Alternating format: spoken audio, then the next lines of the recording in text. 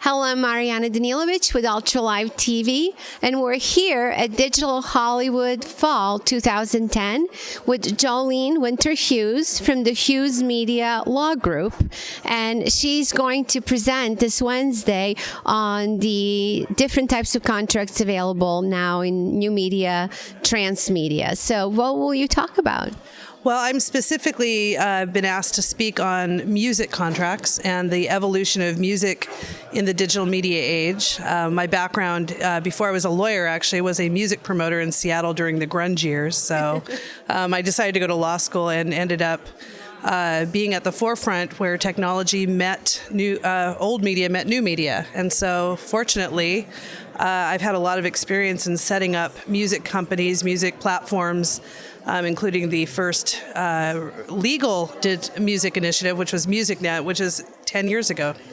I remember MusicNet when a group of us was trying to purchase it. Ah, okay. Well, I was one of the team of AOL and a couple labels and Real Networks. I was a lawyer at Real Networks for many years, and we sat for 5 days at Trump Tower in New York and put that together, and now there's all sorts of alternatives. Yeah, fascinating business model. So where do you see the contract going?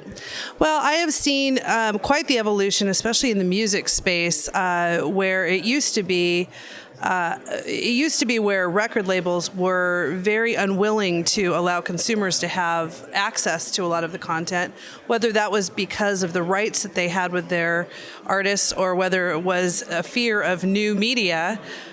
Who's to say? But now it seems as though everybody understands that they need to be a player in the space, and of course, iTunes really broke the mold on that, which isn't necessarily the best business model, but it certainly has opened the door for other music services. So it's interesting because we spoke to a label owner earlier, music label owner, was talking about the difficulty of selling 1 million records, even for some of the top tier talent right now. What are you seeing in terms of contractual differentiating points that would allow these top tier talent performers to actually do better?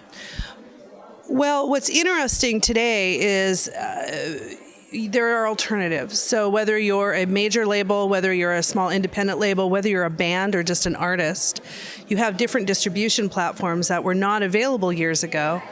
One of my clients actually has invented a platform that allows you to do it yourself, so to speak. It's DIY Media.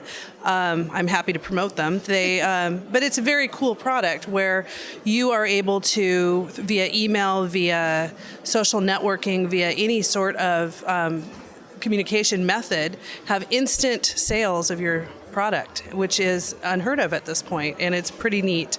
So as far as where the contracts go, it is making sure that you maintain your sufficient rights in digital media and not necessarily conceding your rights to other labels and other products that will allow them to distribute.